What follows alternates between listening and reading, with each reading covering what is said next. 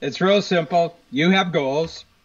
And a goal, Nick, is a picture of yourself in the future where you're more capable, you're getting better results, you're happier. Okay, that's what a goal is. People say, what are goals? I say the goal is you in the future, and you're better than you are now.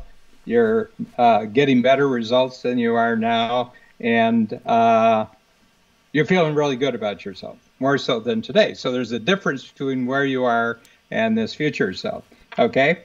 Really excited, intellectually engaged, got your brain focused on it, emotions really committed to it, and then you hit a wall because you don't have the house to get there.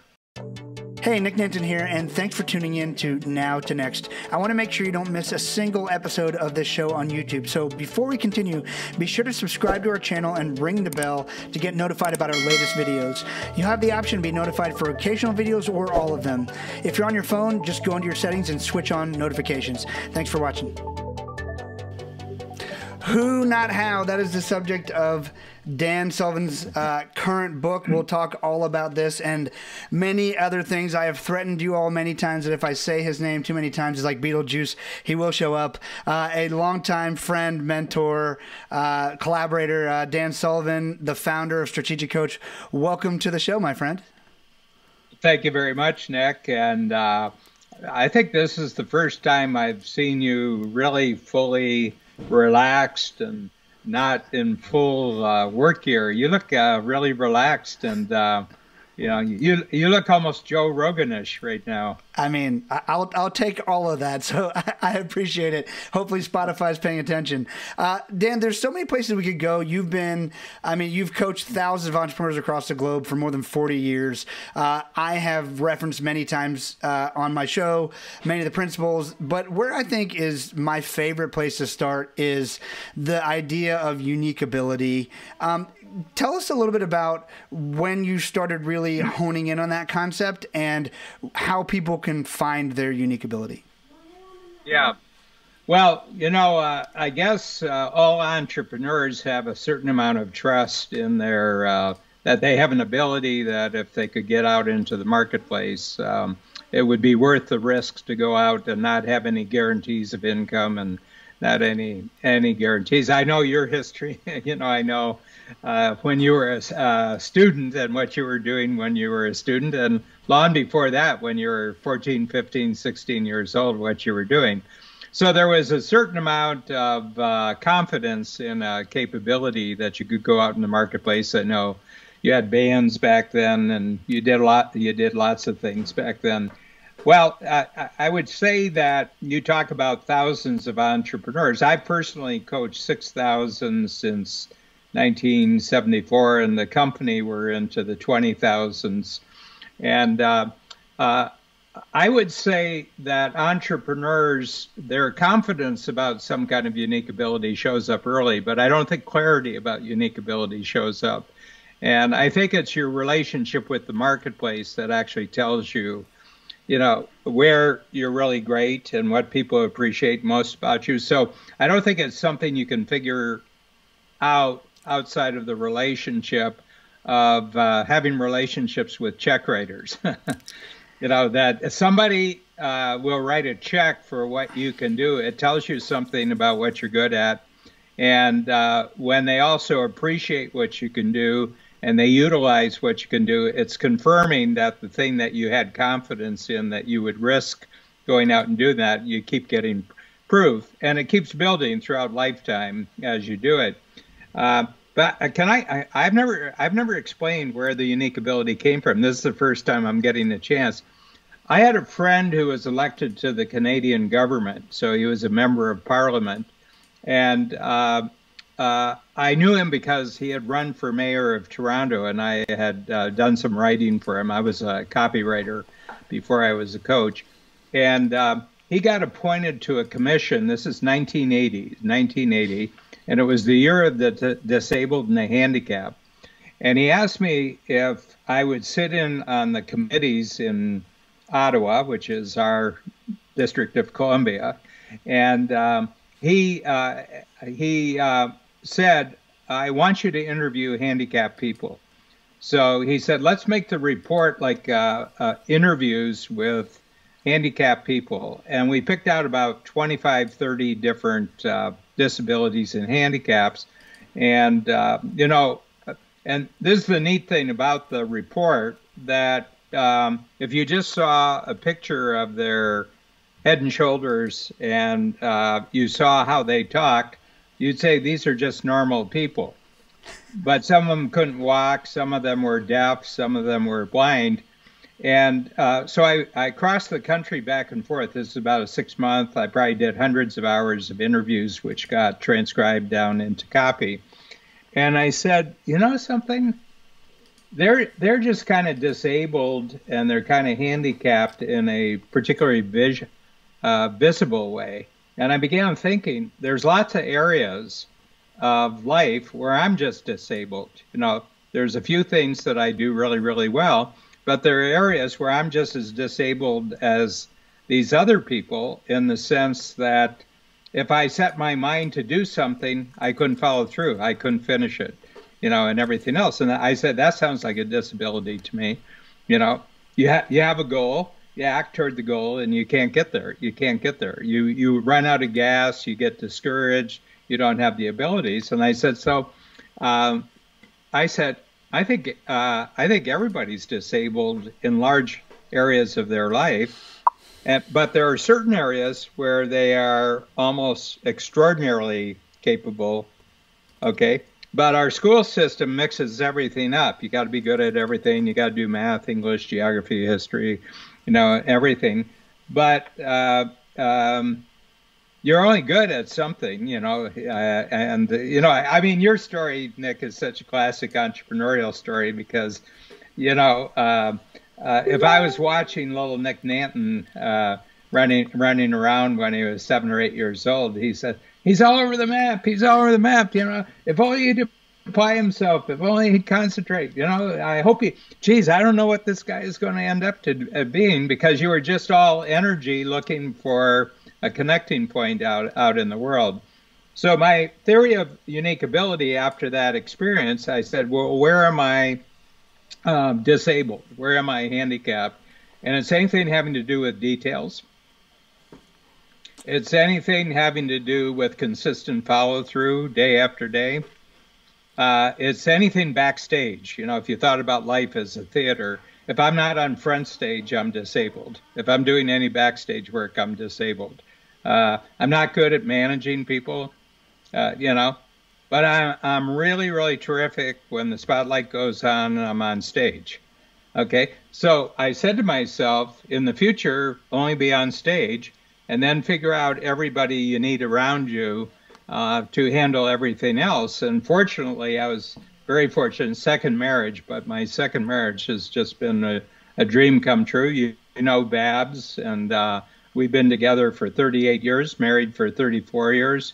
And just to give an example how good Babs is, she runs our entire company. So I'm responsible for creative content. I'm responsible for new ideas, and we do it on a quarterly basis. Every quarter there has to be new ideas, new concepts. But we made the switch from in-person workshops. Our whole business was in-person workshops. And we switched the company in about 2 days to virtual, the whole company, yep. 110 team members. And then within 10 days, we were delivering virtual content. And for the last 2 quarters, every workshop virtual. And we're creating new programs now that will only ever be virtual. And I'm just going to hold up a number of the amount of hours I spent on the changeover of our company from in-person to virtual. This is how many hours I spent on it. Wow. One quarter I was doing workshops in person. The next quarter I was doing workshops in virtual. But I had nothing to do with the transition. It's a beautiful thing. Well, that is all about the who being in place, not how. We'll talk even more about it. But if you haven't gotten a copy of this book, one of the simplest concepts ever that will guide the way you think about everything from here on out. You won't be able to unhear who, not how. So as we dig into that, Dan, the book is really based on a simple concept that our mutual friend Dean Jackson sort of coined. And I want to talk about the book, how it came about, and what the concept is. But I can't go there yet. I got a couple things I got to bring up. Number one is the fact that you said at the very beginning of the pandemic, the quarantine, I was on a very early call with you when we were all trying not to panic, but we all knew that we didn't know what was next. And your advice was the best advice I got from anyone during the pandemic, which is not shocking to me, but I'll share it with other people, is the fact that the best thing that I could do, the best thing any of us could do, you share it with all of us, is to just be the most useful person to everyone around you, all of your clients, all your prospects. Forget about money and just try to serve them well. And you did that for us. And that was just an amazing place to start. I know a part of that advice comes from life experience through having this not be, this wasn't your first scary time you've ever lived through. Do you want to give us a little context on that? Yeah, I mean, my life is, one of the things, I've had a lot of injuries in my life, a lot of orthopedic injuries. So I've been in I've been in general surgery 10 times, and I've been divorced. I've been bankrupt twice. I've gone through 7 downturns in the general economy. And so, I was born in 1944, just before D-Day. This is the big world event. And, they're family farm. I grew up on a farm. The farm failed. And, we were thrown off the farm and, had to, one of the great lessons, my father at 60 years old switched from being a farmer to a landscaper, and he had his most successful 25 years of business after he was 60 years old, after he had failed. That was a great role model for me, that anything bad can actually free you up to do what you're really supposed to be doing. And I've just watched you, Nick, over the last 7 months, and you've just been so useful to so many people. And I hope there's some paychecks in there, but the work that you're creating has been extraordinary. Well, thank you. It's there has been, and it really, I've always tried to be a good servant in the marketplace, but I've shared so much recently with people, and part of it codified by your advice and my experience is that, and at any time you're not sure what to do next, stop and just serve. When you show up and serve people, the business, the opportunities, they'll be like, man, that person's really useful. I wonder if they could do this for me. And so, yes, we have, we've done. It's kind of funny because you sent me a trailer for my book. Yeah. And I said, Nick Nanton, you sent it to Eleonora, and Eleonora said, you got to see what Nick's done. I went on, here was a perfect 2-minute trailer for the book, about 2 weeks before release date. And he said, I hope you like it. I hope you like it. And I said, this is amazing. And it just appeared. And I probably told about 100 people, said, if you got something you want to make a big impact with, talk to Nick Nanton about doing a trailer. So you got me as a lifetime marketer on this one. You do a lot of things that I recommend. As you know, I've recommended you to a lot of our top entrepreneurs in the program, but it's because of the way that you do it and you give. You create the value before you ask for the opportunity, and I think that's the real key there. Well, I'm so glad. But that's what you taught me is the definition of an entrepreneur. I have it written over here still from our first notes from the pandemic, is an entrepreneur who provides value before they ask for anything in return.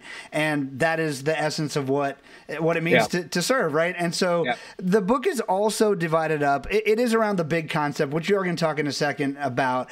But the 4 freedoms are something that has blown my mind about what it is that we really are all after, I think, but entrepreneurs take the leap to really go make it happen. Would you just give us a brief breakdown of those 4 freedoms? Yeah, well, it just comes from coaching entrepreneurs almost a half a century now, and I'm constantly listening how non-entrepreneurs talk about entrepreneurs. And they say, well, you could be an entrepreneur if you're just after money. You could be an entrepreneur that if the only thing that matters to you is wealth. You could be an entrepreneur if you want to you want to leave behind the people that you grew up with, and you want to be bigger and better than everyone else. And I'm sitting there and I'm listening to this constant chatter about entrepreneurs. And I said, kind of funny, I've been coaching them for 50 years, and I don't have any experience of that being their motivation. Their motivation is freedom. They just can't picture a path for themselves in the world as they see other people working in jobs and losing all their time and being asked to work overtime and asked to work on weekends. And even when they're working, they're not doing what they want to do. They're doing what they're getting paid to do. And I said, they want to escape it. They don't want to get into that life. So they're willing to take a risk of going out in the marketplace and just saying, I think I have an ability, and I trust my ability that I'll be the employer of myself. I'll be the employer, and okay, I'll give myself a job. And if I have to work 60 hours, that's okay, because I'm the employer here. And the other thing is, they quickly find out is that you don't ask for opportunity first. You create something of value for someone, and then you take your chances that they might reward you or not reward you, but you create the value anyway. So your whole point is always lead with value creation.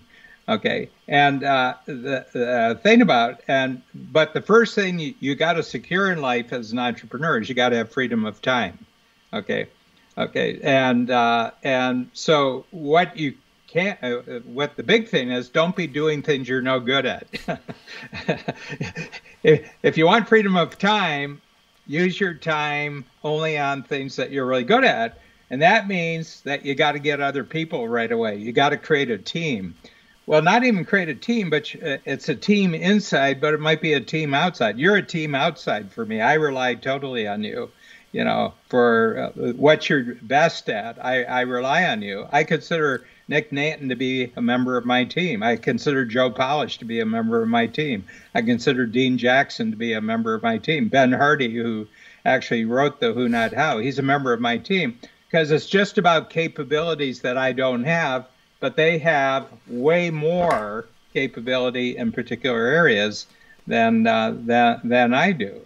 Okay, and what that does, it means that your best abilities are only devoted to those things you do great. And guess what? You make more money, and that gives you freedom of money. And I've gotten to the point now, Nick, I'm 76, and I've got really big plans for the next 24 years, getting to 100.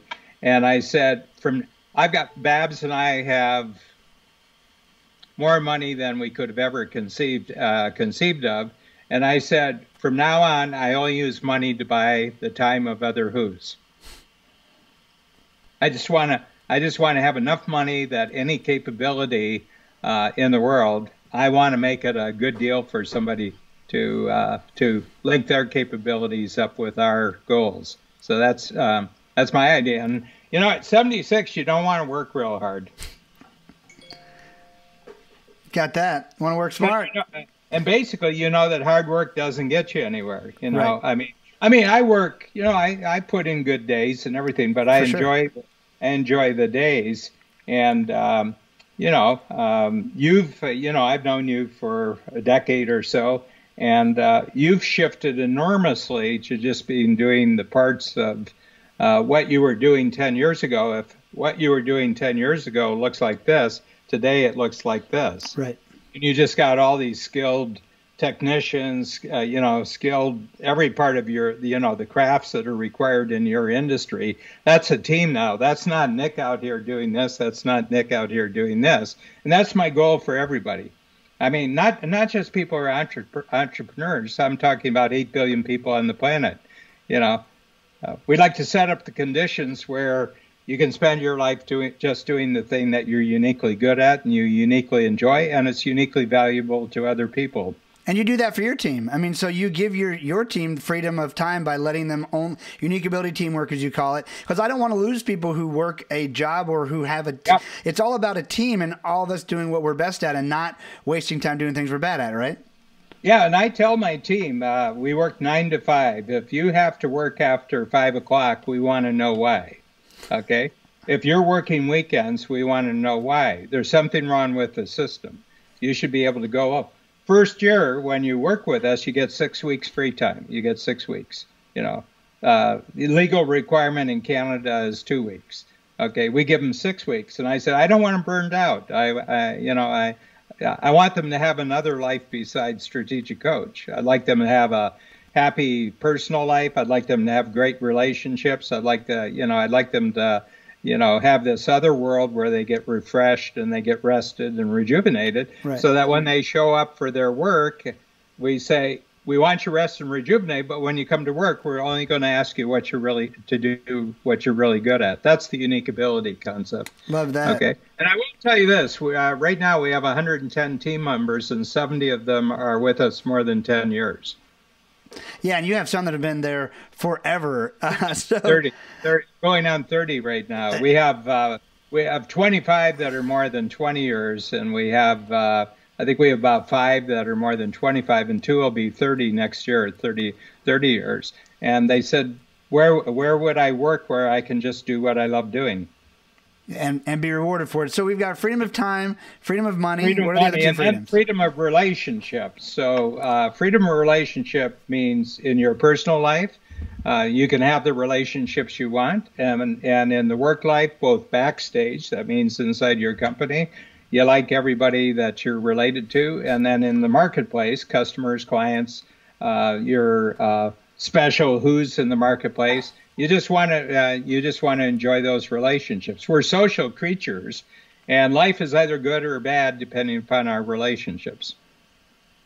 Yes. Everything. Our brain only works when we're surrounded by good relationships. Got that. And then, so what's our fourth freedom? Freedom of purpose. So what kind of big impact do you want to make on the planet? Okay. And the spectrum is as wide as can be, what people, what kind of impact they want to have. But think about it, Nick. You're an entrepreneur. You've taken care of all your personal needs. You've got a great personal life. You've got a great vehicle called your entrepreneurial company. You've got great client networks. So you've got a lot of time for doing good things in the world, where other people are working 60 hours a week. They don't have control over their time. They don't have enough money. They can't do good things in the world. If you go to any city, and I'm sure Orlando, well, Orlando is a really, really good example of that. And you look at all the public institutions, the parks and everything like that, 80% it was created by entrepreneurs. Universities created by entrepreneurs. Hospitals funded by entrepreneurs. New medical programs, new medical breakthroughs funded by entrepreneurs. Concerts, music halls, orchestras funded by entrepreneurs. Yeah, creating lots of value because they have those freedoms. I was actually driving home here, and it's a bit of a different example, but I found it intriguing. My phone went off. I got an alert from ESPN, and it said the NBA has decided to start their season on Christmas Day. And I thought about how many wives and spouses and families looked at their phone when they got that alert, cursed loudly, and said, couldn't they have just started on the 26th? And as I was thinking about it, I mean, while you would think people at the top of their game, some of those people are getting paid $40, $50, $60 million a year. I mean, they do not have the freedom of time because they literally are told where they have to be. Baseball players are told where they have to be, when they have to be, 160 games a year, something crazy like that? Yeah. Well, normal season, it's in the 162, and that's just the season. They have 30 other games in spring training, and then if they make the playoffs, that might be 20 more games in the play. They might, they might play 210 games in a season, and baseball's lawn, basketball's lawn. Well, they're all lawn, and then. In football is really the most precarious. On any play, your career could end. Yes.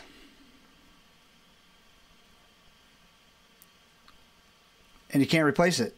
I mean, That's Yeah, it. and you've been on a track since you were spotted at 6 years old, and they give you this special track, and they make you into a very, very important person. And at 35, when you blow out your knee, bye bye. Yeah, that's absolutely brutal. And so many people spend their entire life learning that skill that unfortunately doesn't translate to anything else. Now, Yeah. the tenacity does, the hard work, there are plenty of things. And we've seen some amazing athletes like Magic Johnson become an incredible entrepreneur, even Shaquille O'Neal, but it's not something that comes along with the game. It's something you have to develop on the side. Can I tell you something? What's that? There's like a mountain of talent, okay? Yeah. But the spotlight is only at the top of the mountain. And they say, look at this person. He started off poor, and through hard work, he got to the top of the mountain. But the truth is, when you have a mountain, there has to be something at the top. You got a mountain? Yeah. Anytime you got a mountain, there has to be something at the top. And this person just happens to be at top. You won't learn a single lesson from this person because there had to be a top of the mountain, and he was top of the mountain. For some reason, 50% of it luck. I believe life is 50% luck. And you weren't born in a place where your luck would have done you any good. You were born not in the United States. You were born someplace else. And based on the political conditions, the economic conditions, probably not a good future for you and you and your family. I was born at a great time in the United States, in Northern Ohio. I was born in the smallest generation that the United States had, the first generation that was smaller than the generation behind. I was born in 44, and because of the Depression and the Second World War, there weren't many babies. So if you were a baby born when I was baby, it was just all abundance for the rest of your life. When you got to the school, there were more facilities for you, special teachings, great teachers, a lot of attention. I get out of school, go in, get a job, more jobs than there were people to apply for them. My whole life for 76 years just been straight abundance, very healthy, good brain, great parents, great childhood, very happy childhood. I've had my ups and downs, but mostly through my own fault. Most of the bad things that happened to me, I was, I had a real hand in designing them. But, and I said, I was just really lucky. I'm the right kind of person for this right time, and everything. I said, that's luck. But I will tell you, I've developed the skill over the course of my lifetime of taking advantage of my luck. That is a great skill to have. Because I know people who are just profoundly lucky who didn't develop the skill to take advantage of their luck. Totally follow that. Who Not How, the concept, tell us about, again, grab the book, anybody who doesn't have it. It's great. Yeah. It's real simple. You have goals. And a goal, Nick, is a picture of yourself in the future where you're more capable, you're getting better results, you're happier. Okay, that's what a goal is. People say, what are goals? I said, the goal is you in the future, and you're better than you are now. You're getting better results than you are now, and you're feeling really good about yourself, more so than today. So there's a difference between where you are and this future self. Okay, really excited, intellectually engaged, got your brain focused on it, emotions really committed to it, and then you hit a wall because you don't have the house to get there. I know that because if you had the house to get there, you'd be there. You'd be there. So the worst question you can ask in your life when you have a big goal is, how do I do this? And you say, now, who can do this for me? Yeah. Who can do this for me? Yeah. And the entire school system, from junior kindergarten to advanced graduate school, is about you doing everything on your own. Yep. In the school system, if you get help, it's called cheating. Yep. You're not allowed to Test. collaborate, right? Yep, yep. Somebody else did your homework, cheating. Someone else did your test for you, cheating. All the emphasis is on the how, because what they're preparing you for is a really fierce competition when you get out of school with everybody else. Right. Okay. So they don't tell you, there's a hard way of doing it and there's an easy way of doing it. Have a goal and then look around at all your classmates. And I say, I bet I can talk this person into it. I bet I can talk this person. We'll all get reward. First of all, what I'm offering them is a lot more interesting than what they're doing right now. So first of all, there's going to be energy, there's going to be excitement and everything else. And we'll probably figure out along the way that there's some way that all of us can profit from this. Okay. And other people like hanging around you because you have really neat projects. You have really neat projects, you have really neat goals, and they all grow in skill when they're around you. And I have this is an interesting insight. I have a union negotiator on the management side. So he negotiated union contracts for 40 years.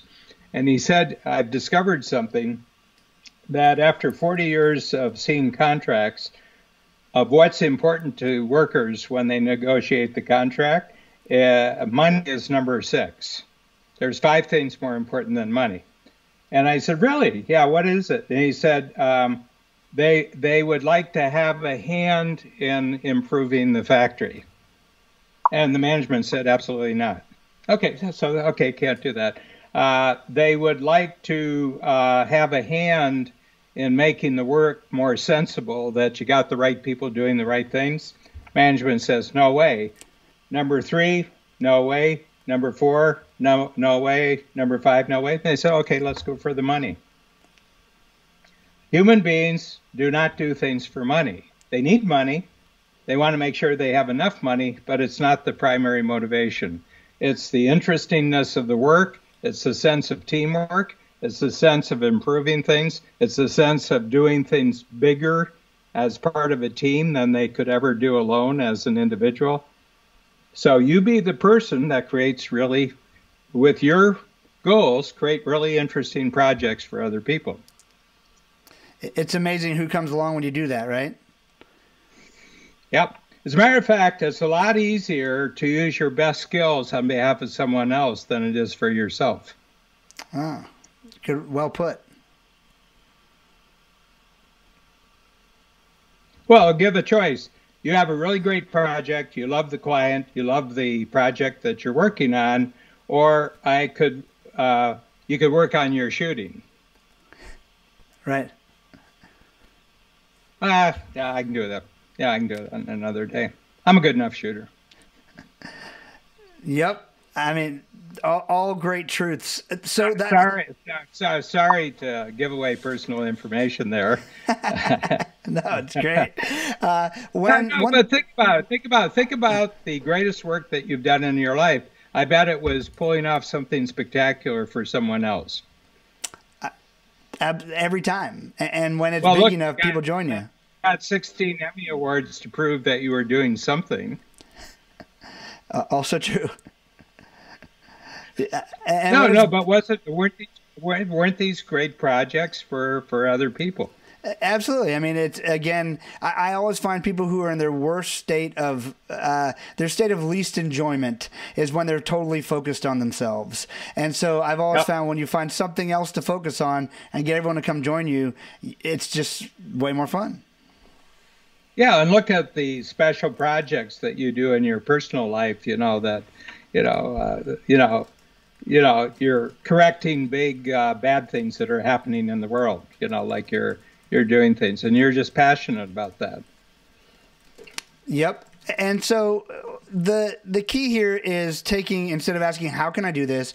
Who can do this for me and who can do this with me, right? I think that the idea of a team is not that people are beneath you. The idea of a team is building people around you. And I think there's a very big distinction that a lot of people miss. If it's something that if it's something I don't want to do, it's not worth much. So let me have someone below me who can do this. I read a book recently called The Bezos Letters, and he talks about how you should never hire someone you don't admire. It's a Jeff Bezos principle. And that could be down to the people who clean your house. Like, I should admire how much that person, and they should love how much they want to keep me clean, how much they want to keep my house clean, or how much they want to keep my lawn in order, or whatever it is. But so many people lose sight of this and just think if it's because it's something that I don't want to do, they start to think like, oh, I need to get someone beneath me to do that for me, right?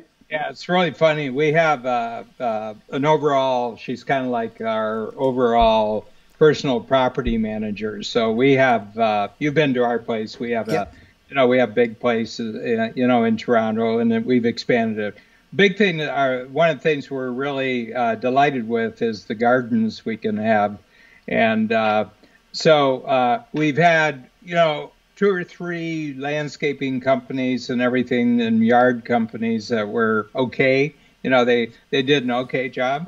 And so Dora, she's in her 60s. She was head flight attendant on European flights for an airline, and then she went into personal service, and so she ran her house, and then we hired someone to back her up to do the repetitive work so that she could do new work. And she's taken over our yards.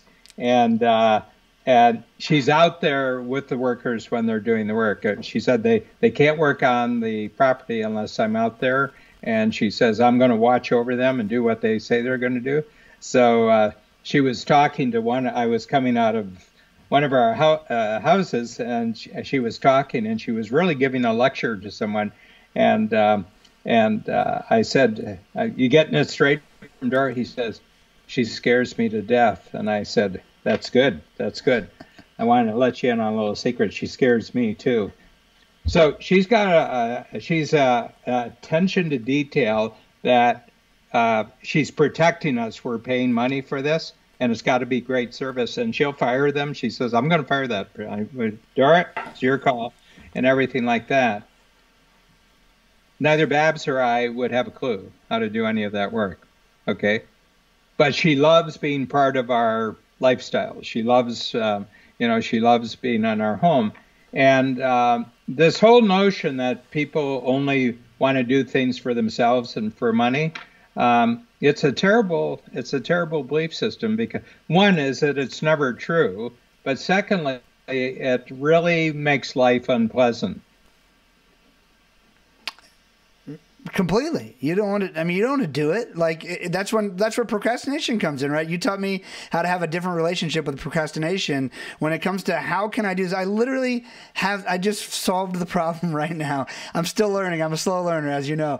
That I have an email in my inbox that I got written a few days ago. That is, every time I look at it, it makes my stomach a little sick, because I know what I have to do, and I have to go. Well, I know what I don't have to do now, but what I'm supposed to do here is think that I have to go through this entire email and figure it all out myself, when this is not my skill set. I really just need to forward it to someone else and say, hey, will you work this out for me and let me know the outcome, as opposed to I've been procrastinating for 3 days on it because I don't want to deal with it. Yeah. So the one thing that I do, somebody presents a workshop problem, or we've got a scheduling problem, and on a Friday night, I usually do it on a Friday night, and I'll send a note to people. Here's the problem. Here's if we solve it, it looks like this and this and this and this. And and if we solve it, this is a really great result. If we don't solve it, it's a really bad result. And I'm just going to tell you what it is, but I'd like you to think this through and give me the solution on Tuesday. And they come back and they've thought about it. They've talked to a whole bunch of other people. They probably spend 4 or 5 of their hours, and they included maybe 10 or 15 hours of other people. We got a complete game plan on how we're going to do it. All I had to do was outline the context, tell them what it looked like when it was successful. When this is solved, this is true, this is true, this is true, this is true. Now, tell me how to create the solution for me. I do this over and over and over again, and they love it. They love it.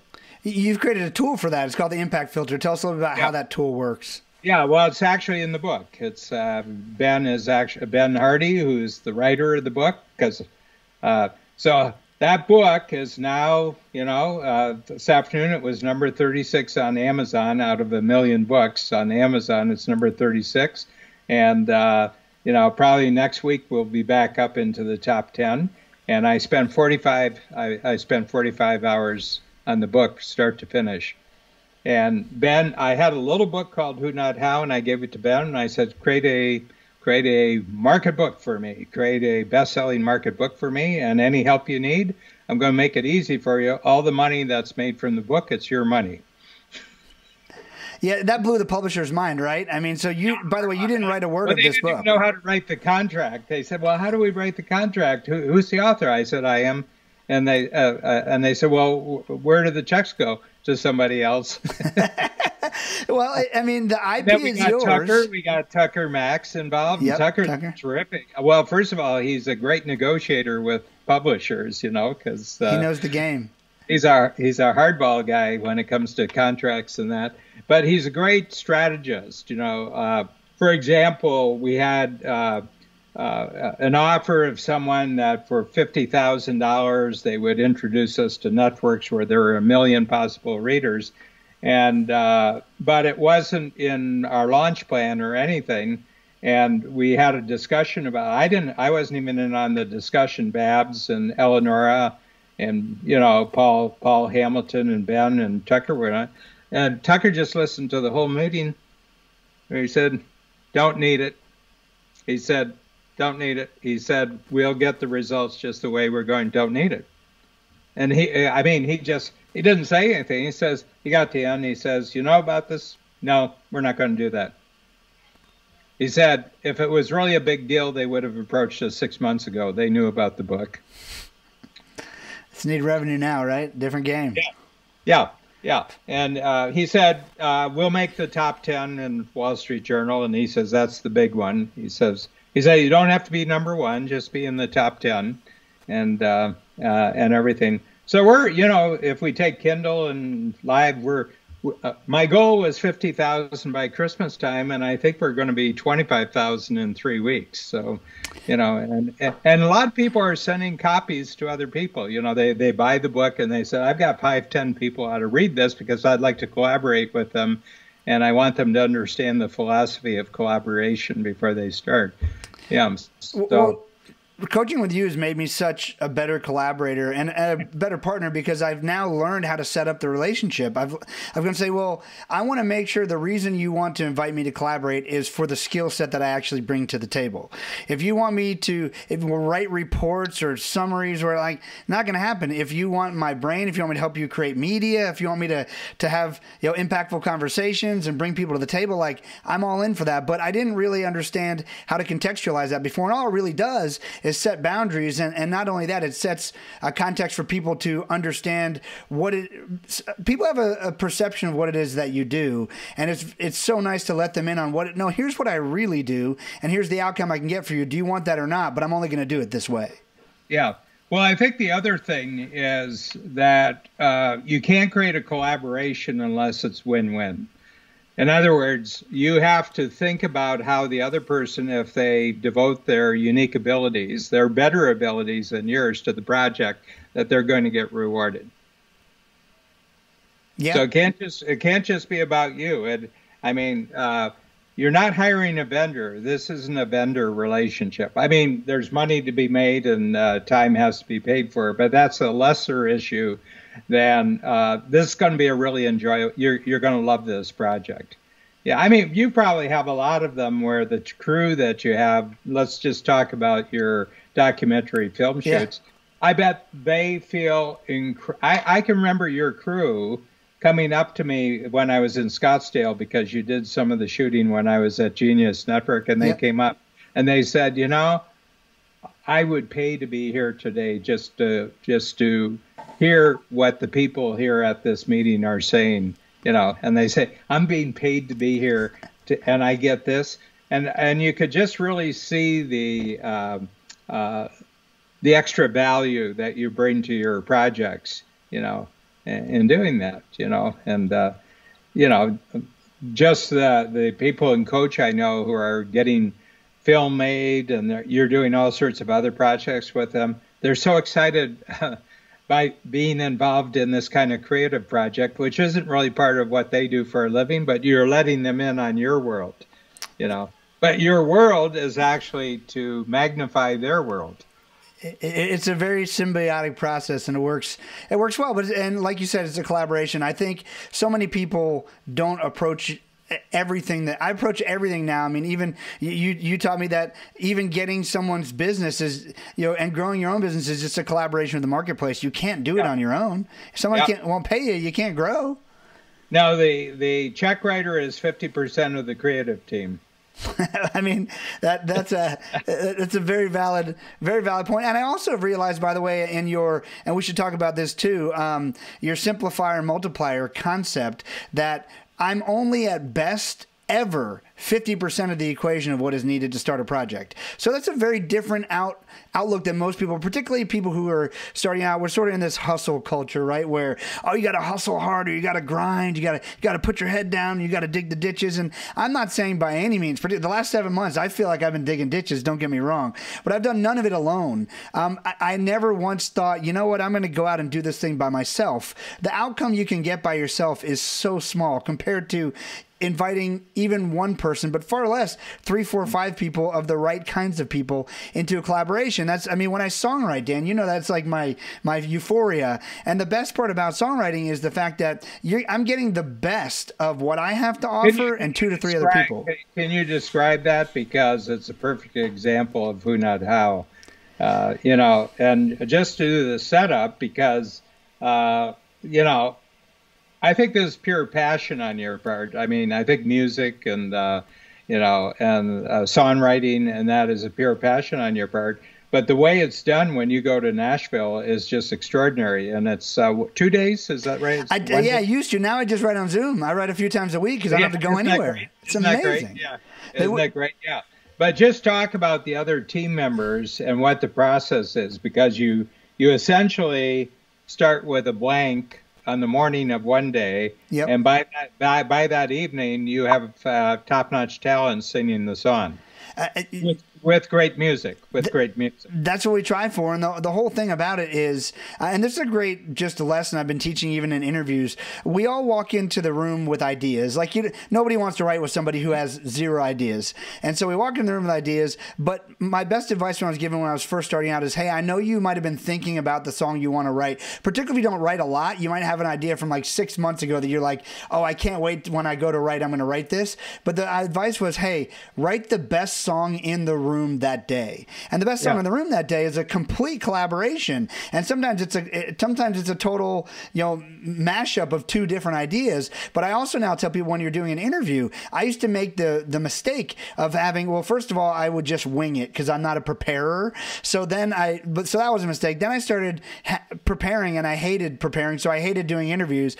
Then I realized I could have a who prepare for me. And then I would just read an outline before that. And then the big mistake I made there was I thought that I needed to have the interview that was on the paper. Then I really realized, this is my songwriting advice, the best interview I could have is the interview that's in the room that day. And so we come up with ideas, and I've realized, out of another fun quip, I was interviewing a guy he's won 6 World Series of Pokers, Daniel Negreanu. I said, Daniel, what do you think is the #1 skill it takes to be a great poker player? I said, Nick, I think it's self-awareness. I said, Daniel, don't you think that's the #1 skill to be great at anything? He goes, you're probably right. And so in my great self-awareness, I've realized over the years, I've been playing guitar. I'm 40 today. I've been playing guitar since I was 6 years old. I've been playing guitar for 34 years. I can learn to play just about anything within reason. I realized a few years ago, I've been going to Nashville for 20 years, but I really pinpointed about 10 years ago when I stopped taking my guitar. I'm like, I am not a musical person. And that sounds funny. I write music, but there are certain people that just ooze music. And I don't know how to explain it other than when you meet them, you could hand them 37 instruments. You could hand them something, you could hand them a mouse, and they will make it sound amazing. And so I just stopped trying to compete with that. I would just invite people into the room that were incredibly musical. I would have ideas. I'd have lyric ideas, melody ideas. So the great thing about songwriting is a complete collaboration. Our only goal for that day, I mean, you can get someone who's not a great person in once or twice, you just don't write with them again. They say rule number one to be a great writer is to be a great hang. If you're not a great hang, you're not invited back. But so I'm going to bring an idea, and we're just going to shoot it around. And we typically have 2 writes a day, 11 and 4-ish, and our only goal is to finish a song within that 2 to 3 hour window. So let's collaborate. And so how do we lean on each other to make sure we didn't waste this morning or this afternoon? That's how it works. Yeah, well, the thing is that if you've given yourself 3 days, you probably couldn't write it, but 3 hours you can write it. Yeah, because nobody can get in the way of the result when you only have 3 hours. You know, yeah, a lot you can get in the way a lot over 3 days. But, you know, depending on the. Babs and I have invested in a Broadway play, musical, and it's on Lloyd Price, one of the first people in the Rock and Roll Hall of Fame in Cleveland. And he was a crossover from rhythm and blues. So we're talking 1951, 52, 53. And he's still alive. He's 87. And Jeff Madoff, who you know, Jeff. And so Jeff is his life has been video. So he did all of Ralph Lauren's new season styles, this clothing Victoria's style. Secret, Victoria's Secret, and he teaches at university. He teaches creative careers. It's basically his career. How do you have a career that's based on creating things? And so he teaches at the New School in New York, and he did a documentary on Lloyd Price, and he was so blown away by this man. And first of all, he's he was in rock and roll, and he's in his 80s. That's Pete.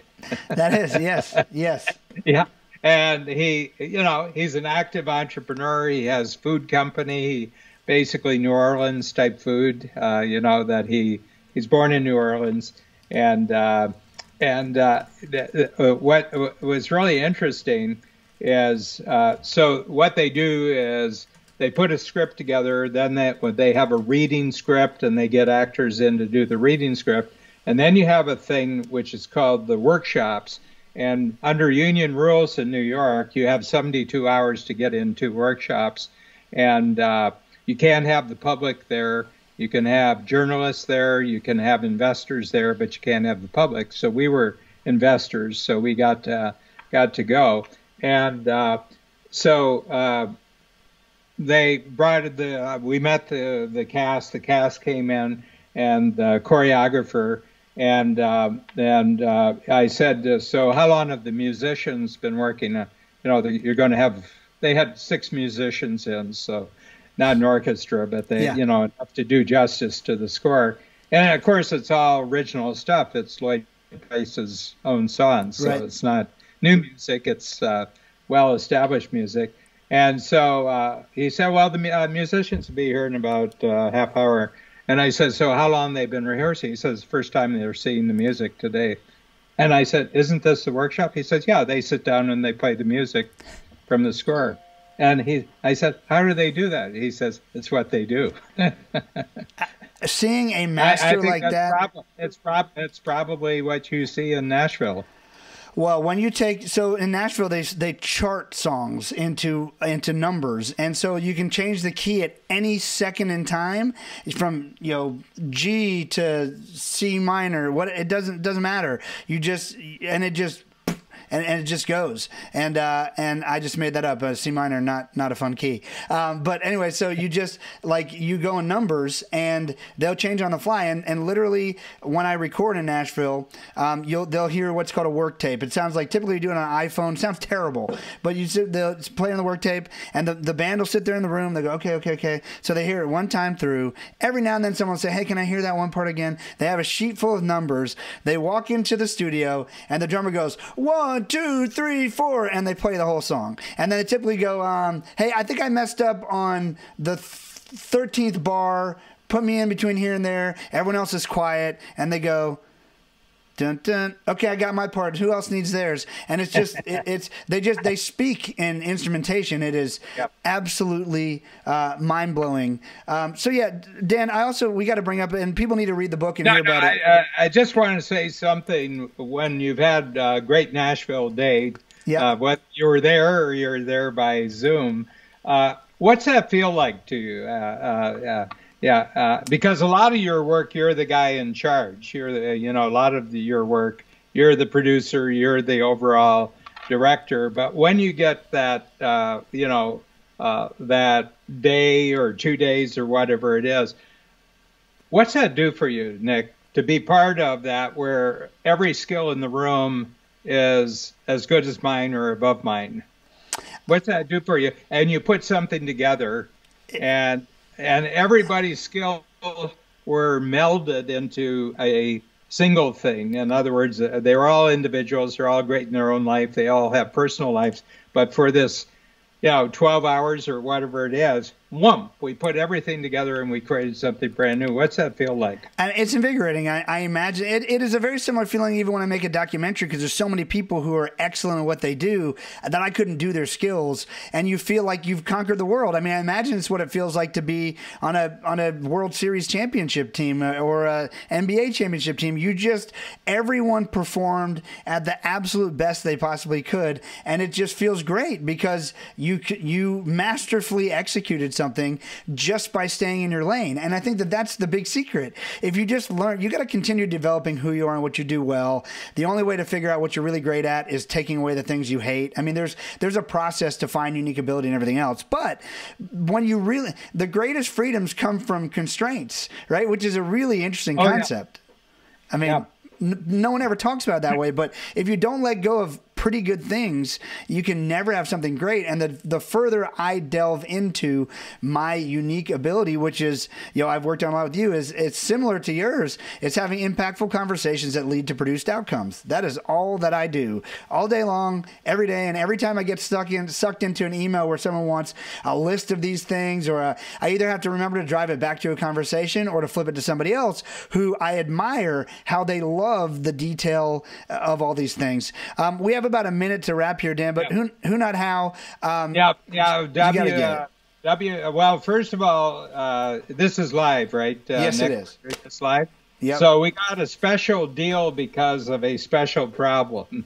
Okay, so because of the pandemic and the lockdown, publishers are having a hard time getting paper because all the paper mills were down for 2 or 3 weeks, and they have skeleton screws. So we went through 10,000 books in 3 days, and we said to Hay House, they're our publisher, hey, we got to have more books. And they said, sorry, we don't have enough paper. We don't. And I said, what the? Yeah, well, I mean, what? And so Tucker was really smart. He says, okay, because they set prices, the publisher sets prices. And then he said, now until for November 1st, Kindles are 99 cents for this book. Well, you must get it that way. And we had like 12,000 one day. We had 12,000 downloads, and this is on until Sunday. Okay. We're talking on a Friday, and we had people. We had one person today on Joe's thing who ordered 200 copies on Kindles, $200. $200, because you can.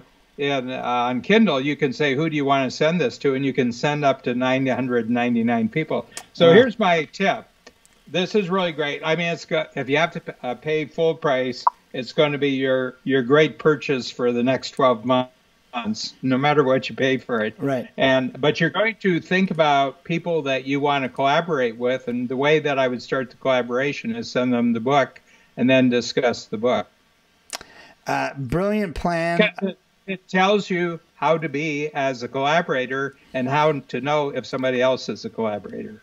And that's just, if you can't figure out, even if you're a collaborator, if the person on the other side has different motives and is more interested in taking money from you or whatever than collaborating, you'll actually read this book and you'll realize why all the things in your life that didn't work before, whether it's in business or in life. You could look at an ex-marriage about this, relationships, team that failed. You can literally pin this on just about everything. And then they'll also find out, Dan, the ultimate who not how collaboration. You did not write a word of the book. I did not write I am proud to say I did not write a word of this book. So, that says all I need to hear right there. Your IP, Ben did a great job. He's the Who, and you can check out the book. Get it. I listened to it on Kindle. I loved it too. I also there are audio interviews, on Audible. There's audio interviews with you and Ben in between Ben too. does the complete reading of the book, and then at the about 8 times during the reading, he stops and he says, "I'm just going to interview Dan on." Something we just spotlighted in this chapter, and we go on.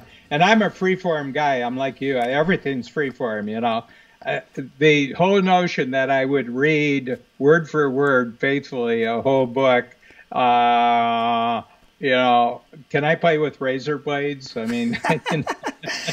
Permission granted to read what you want out of a book. I think most people never got that permission in grade school. So, Dan, always great to be with you. Thank you so much for joining me here on Now to Next, and we'll see you next time. Thanks again.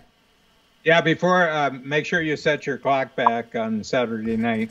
Okay, I'm on it. I'll find a Who for that. Thanks. Take care. Okay, great. Okay, bye. Thanks, Nick. Hey, Nick Nanton here, and thanks for tuning in to Now to Next. I want to make sure you don't miss a single episode of this show on YouTube, so be sure to subscribe to our channel and ring the bell to get notified about our latest videos. You'll have the option to be notified for occasional videos or all of them. If you're on your phone, just go into your settings and switch on notifications. Thanks for watching.